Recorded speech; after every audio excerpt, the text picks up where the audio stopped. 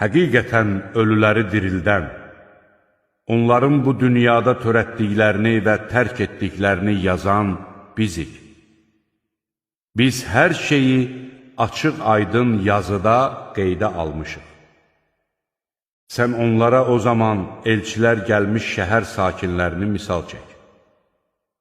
O zaman onlara 2 nəfər elçi göndərdik. Amma onlar ikisini də yalançı saydılar. Biz də elçilərimizi 3-cüsü ilə qüvvətləndirdik. Elçilər, həqiqətən biz sizə göndərilmiş elçilərik, dedilər. Onlar dedilər, siz də bizim kimi sadəcə bir insansınız. Mərhəmətli Allah sizə heç bir şey nazil etməmişdir. Siz ancaq yalan danışırsınız.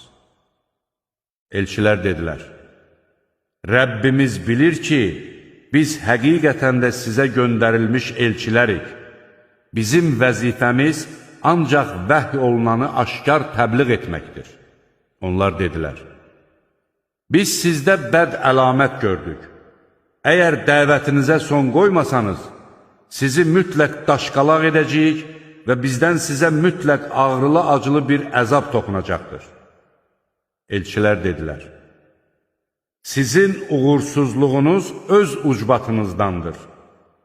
Məyər sizə edilən öyüd nəsiyyəti bəd əlamət sayırsınız? Doğrusu, siz həddi aşmış bir millətsiniz. Şəhərin kənarından bir kişi qaça-qaça gəlib dedi, ay cəmaat, elçilərin ardınca gedin. Sizdən heç bir mükafat istəməyən, özləri də doğru yolda olan şəxslərin ardınca gedin.